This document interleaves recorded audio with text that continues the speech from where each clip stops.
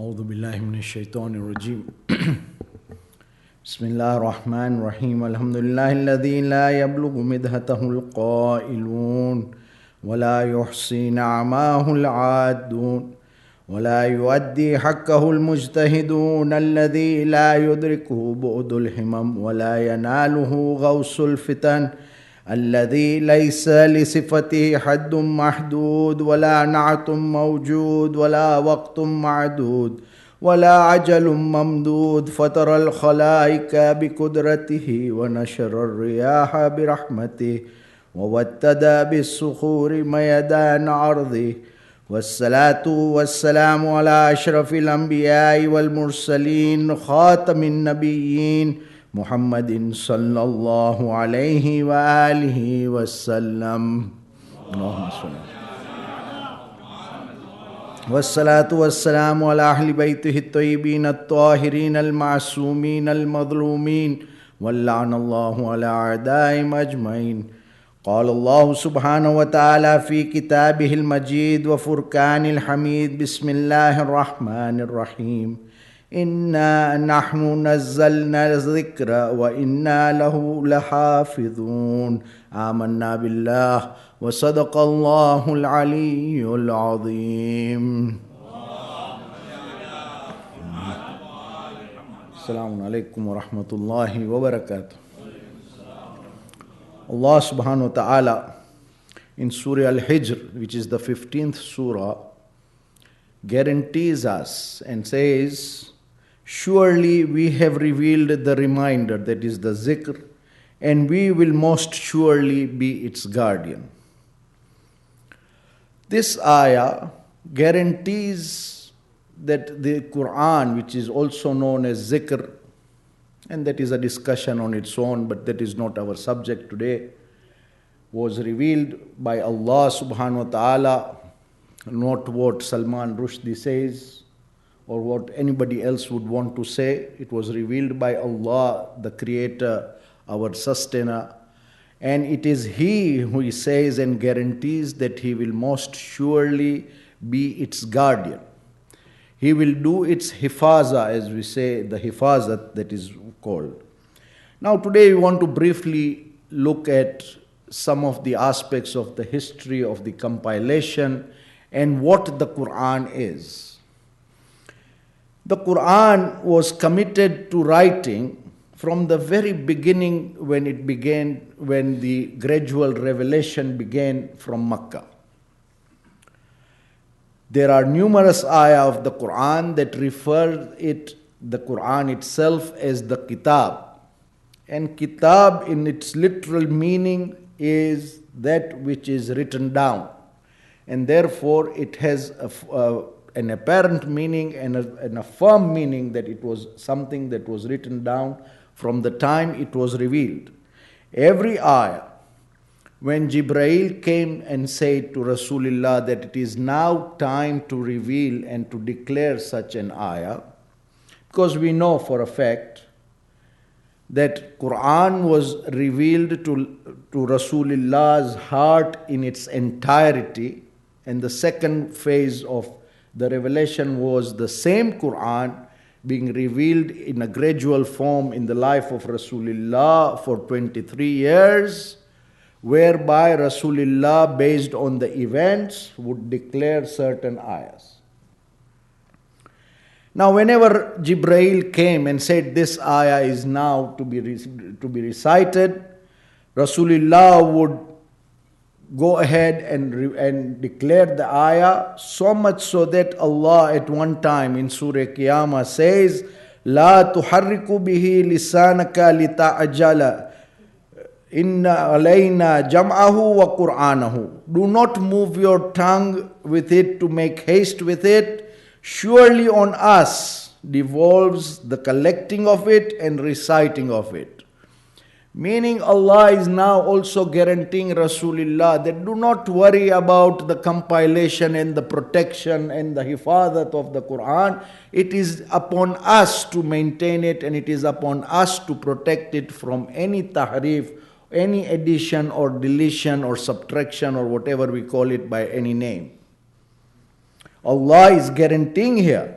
And in another ayah of Surah Fussilat, Allah says, لا يعتيه الباطل من بين يديه ولا من خلفه تنزيل من حكيم حميد. Falsehood shall not come to it from before it, nor from behind it. It is a revelation from the wise, the praised one. Allah is guaranteeing that there is no falsehood also that will come to it. Do not worry. We will protect it from every form of falsehood and every form of tahrif. Sallallahu Muhammad wa ala Muhammad. During these 23 years, gradual revolution, besides Amir al-Mu'mineen Imam Ali ibn Abi Talib salawatullahi wa salamu alayk, Rasulullah had appointed 4 scribes, particularly who used to write down the Quran and every ayah that was being revealed. They included Ubay bin Ka'b, Abdullah bin Rawaha, Khalid bin Said, and in the later period Zayd bin Thabit as well. And these are not the only ones. There were some more also who also were writing and were committed to writing the Quranic ayah. As soon as these ayahs were revealed, Rasulullah would dictate it to them and they would write it down and keep it with them. However, at the time of revelation and at the time of dictation, Rasulullah Muhammad Mustafa sallallahu alayhi wa sallam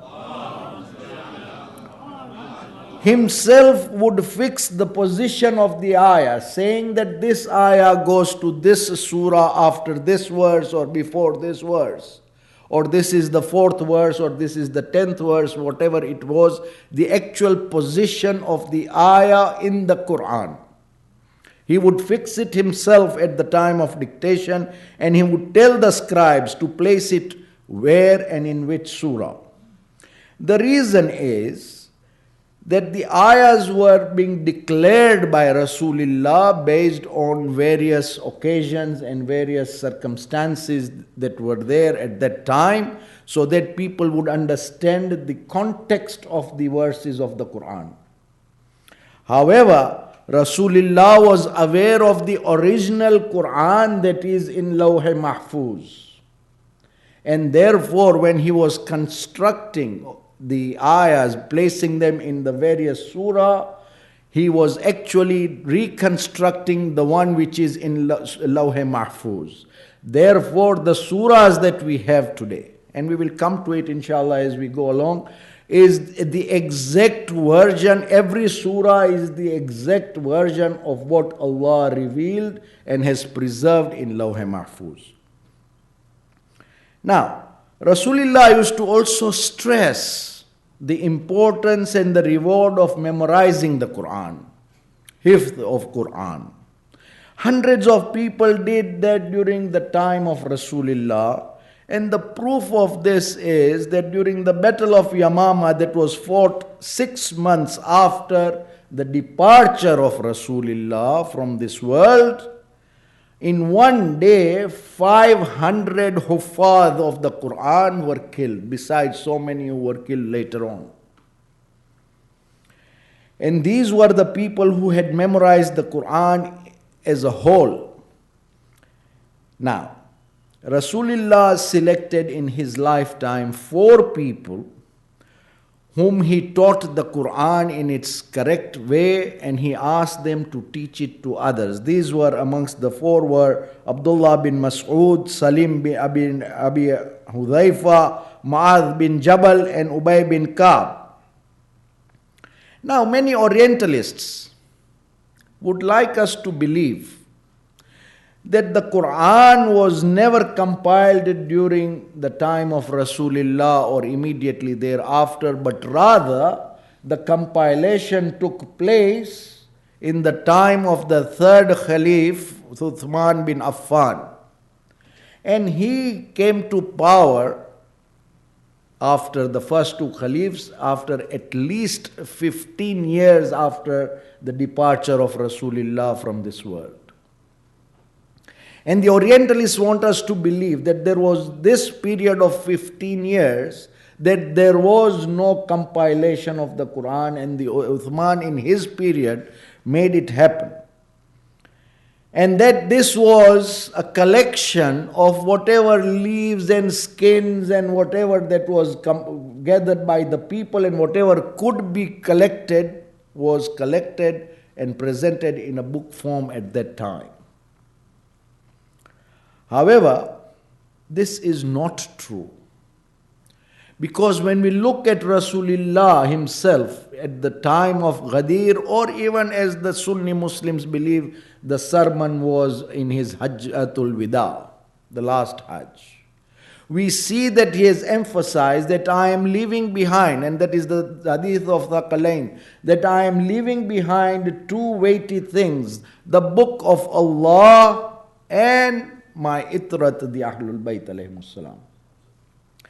Now the question that comes is, if there was no physical book, somebody from the 100,000 that were there, and we know they were of all types and all types of thinking as well, could have challenged Rasulullah and said, where is the book? Yet none said it, meaning the book was there. One. Second, Rasulullah himself in that sermon has emphasized that every Mahe Ramadan, Jibreel used to recite the Quran once to him, the entire Quran. But in that Mahe Ramadan that had just finished, before the Hajj, Rasulullah declared that this year Jibreel has recited it twice to me. And therefore it is a sign that I may be leaving you soon. Now, there were several companions who had the entire Quran with them written down. And there are names in history that we have besides Amir al-Mu'mineen. There is Sa'ad bin Ubayd bin Nu'man, Abu Darda, Ma'adh bin Jabal, Ubay bin Ka'b, Abdullah ibn Mas'ud, Zayd bin Thabit, and so many others who had the entire Quran written with them. There are also many ahadith of Rasulullah that also tell us that the Quran existed in its book form, in the form of its entire compilation at the time of Rasulullah's life. Now, when we look at the event of the Black Thursday, the Black Thursday is one that Jabir ibn Abdullah al-Ansari used to lament about for the rest of his life after that particular day, which was the last Thursday before Rasulullah passed away, before he left this world for the final abode. It is at that time that Rasulullah told Muslims, bring me pen and paper so that I may write down something for you, after which you may never go astray. And it is at this time that when the second Khalif, Umar ibn Khattab, told Rasulullah in a very harsh voice, saying that this man, not even calling him Rasulullah, saying this man is getting delirious, he is having hisyan. The book of Allah, and his statement is, the book of Allah is enough for us. Meaning there was an existing book that he was referring to. And there wasn't anything that said that we will collect these pages and we will collect these ayah and make it into a book.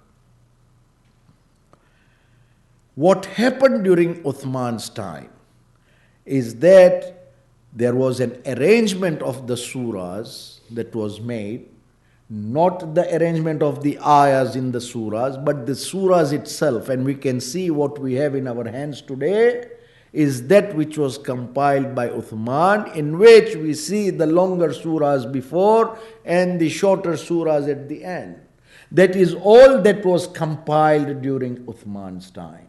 And because it did not omit anything, it did not have anything more than which was revealed, and it was complete the way Allah had guaranteed. Amir al-Mu'mineen Imam Ali ibn Abi Talib salawatullahi wa salamu alayh did not present his copy of the Quran so that tomorrow nobody would say that there is a second Quran in circulation. And he accepted that compilation of Uthman. Compilation not of the surahs, not of the ayahs, but only the way it is presented in a book form. Only that was compiled during Uthman's time. Now, the Quran is complete. And we firmly believe that from cover to cover there is nothing that is missing and there is nothing that is additional than what was revealed to Rasulullah. And we go and pick up a copy of the Quran in any masjid, be it a Shia masjid, a Sunni masjid, a Wahhabi masjid, a Brelwi or a Devbandi or whoever he may be, whatever school of thought he belongs to, does not matter. The Quran is the same. And in fact, the Quran that we have, most of the copies either come from the Sunni printers in Pakistan or the Wahhabi printers of Saudi Arabia. And it is the same Quran that we use. It is the same Quran that we recite and the same Quran that we take guidance from. Now, why is there nothing missing in the Quran? There are many reasons and arguments we can present. Some of them are, firstly, that Allah Himself has undertaken to guarantee that everything that He will protect and He will do the hifazat of the Quran from the ayah that we recited. Secondly, there are many hadiths that we see before every surah, and when we look at the tafasir, we will see that before every surah, there are merits of recitation of that surah that is written. Now, these are ahadiths from Rasulullah himself or the Aimma alayhimus salam. If, for a moment, for argument's sake, we would take that the surah was not complete, would the Aimma alayhimus salam have told us the merits of reciting that particular surah were so many and this is what will happen? The second. The third, in our salat,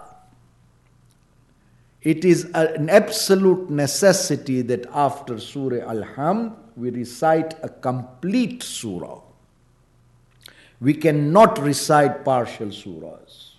Why some sects do that, but that is not our discussion. Generally, it is the hukm is to recite a complete surah. If the surah was incomplete, would our Aimma alayhimus salam have told us to recite that surah completely in a salat? Because salat is the pillar of deen. It cannot have any omissions or anything that is below, or rather what we say, which is incomplete. There are also ahadiths that tell us that we should not recite the whole Quran or the complete Quran, depends on how it is placed in wordings, in one night. We have been told not to do it. If the Quran was not complete, would such a hadith have existed? Complete Quran. That means the Quran that we have is complete. Lastly, and this is one of those very important aspects, is there are a couple of museums in the world. And in the museum of Mashhad, in the haram of our eighth Imam, Imam Ali ibn Musa Rida salawatullahi wa salamu alayk, there are the original copies, rather the original script of the entire Quran that were handwritten by our Aimma alayhimus salam. Amongst the handwritten scripts of the Quran is the one that was written by Amir al-Mu'mineen Imam Ali ibn Abi Talib salawatullahi wa salamu alayk, and also from Imam Zainul Abidin alayhi salam, Imam Jafar al-Sadiq alayhi salam, and Imam Ali ibn Musa Rida salawatullahi wa salamu alayhim ajma'in. And when we look at it, we see that there is nothing additional or subtracted from the original Quran, that the copies that we have. Now, one of the accusations that we have, the Shias, there is always a bombardment that we get sometimes, and much often before, and maybe now also, and this is a misconception that the Shia have a different Quran. We have no different Quran. The same Quran that is being printed by the other side or by the Ahl Sunnah is accepted, and it is the same Quran that we have.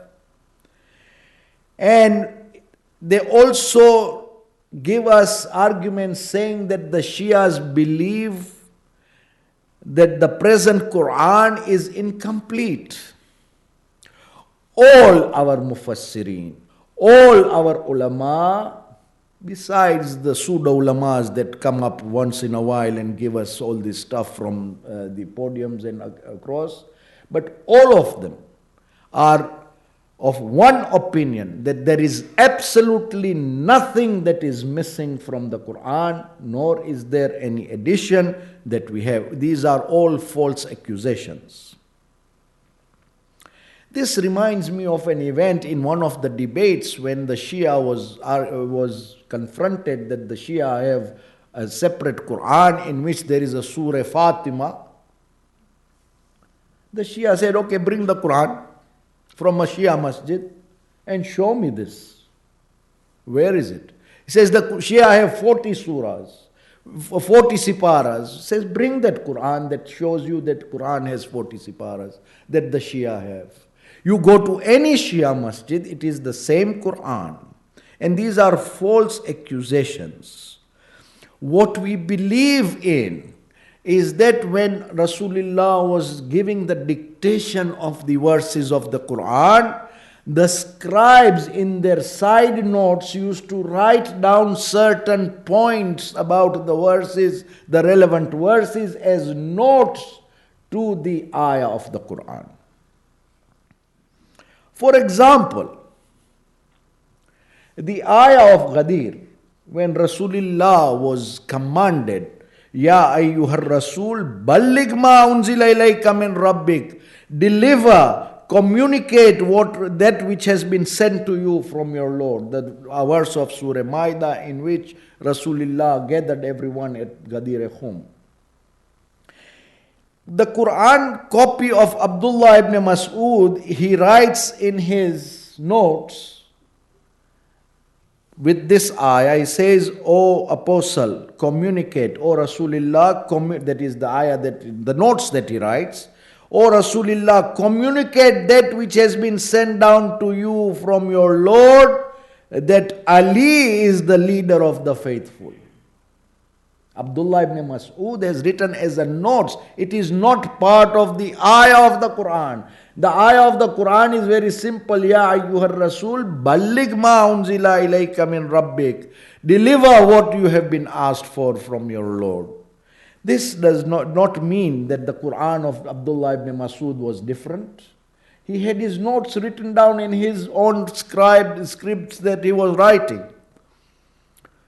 Now, when we look at the Ahl Sunnah's belief about the compilation of the Quran, they say they have a belief, and most of them don't even know, the general layman population does not even know about this, is that there is 7 readings of the Quran that Rasulullah approved.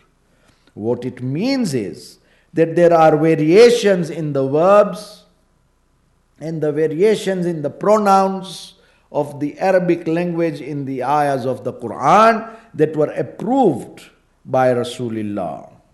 And these 7 recitations were approved. However, when Uthman came to power, he put a stop to it, saying that the new Muslims that will come will get confused out of it, and this will therefore reduce the sanctity of the Quran itself. The Shia, however, do not have such a concept about the Quran. What we know as a fact is that the Quran was written without any vowels and without any signs of fatha, kasra, dhamma, shadda and all that. And this is during the time of Amir al-Mu'mineen, Imam Ali ibn Abi Talib salawatullahi wa salamu alayhi. That when a companion came to him and said, Mawla, people are reciting the Quran in various ways. Is there no way we can have something that will be a permanent issue? And Imam authorized him to create the syllabus of what we know, the grammar with this fatha and kisra, the vowels, and this was then later adopted. However, this does not change anything in the Quran. And when we look at Amir al-Mu'mineen, when we look at the battle of Siffin, when he was talking to Muawiyah, when the battle was going on and was not ending, finally when the commander-in-chief of Amir al-Mu'mineen at the battle of Siffin, Malik Ashtar, was at the doorstep of the tent of Muawiyah, Amr al-As came up with a scheme by putting up the skin posters of the Quran and ayahs written of the Quran on spears and saying, we are followers of the Muslim, don't kill us. And this is why whatever happened thereafter. The point here is that what Amir al-Mu'mineen declared to the people when they were trying to subjugate him, to subdue him and accept Muawiyah's defeat. He said that this is a ploy. They are raising the Quran as Samit on the spears. I am the Quran and Natik. That is a silent Quran. I am the walking Quran. Listen to me, this is a ploy. Do not let this go. But however, Muslims were divided at that time, and this is where the Kharijis began, and this is until this day that we have an issue. If only the Muslims would have acknowledged and realized the rank of Amir al-Mu'mineen and the Aimma alayhimus salam. What happened in Masjid-e-Kufa in the year 40 Hijrah on the 19th of Ramadan when the Khariji killed Amir al-Mu'mineen by his sword would not have happened. Ya Allah, what happened in Karbala? When we look at Karbala, we see that the Quran was thrown on the ground. It may not have been the Quran in pages and books, but it was the Quran in Natik who was tortured and killed thirsty. It was Hussein ibn Ali who was raised by the Quran itself and who was the walking Quran and the talking Quran. He was subjugated and he was the one who was thrown down and killed mercilessly on the plains of Karbala. Ala la'natullahi al-qawmi al-zalimin wa saya'lamu alladhina zalamu ayya min kalabin yankalibun inna lillah wa inna ilayhi raji'un. Ya Allah, we ask you by the wasila of the Ahlul-bayt alayhimus salam. We ask you by the wasila of the Quran itself, Ya Allah, grant all mu'mineen their wishes and desires. Ya Allah, grant our sick full recovery. There are many sick amongst us here as well as elsewhere, and we ask you, Ya Allah, on this Thursday night, grant them all a quick and full recovery. Ya Allah, grant maghfirah to all our marhumeen. Ya Allah, forgive our sins on this night of Thursday. Your doors of mercy are open. Ya Allah, grant us forgiveness. Grant us the tawfiq to be in your ibadat and in your obedience at all times, and to shun all disobediences at all times, and grant us the tawfiq to have the sidq of niyyah at all times. Ameen ya Rabbal Alameen. Wa sallallahu ala Muhammadin wa alihi at-tahirin.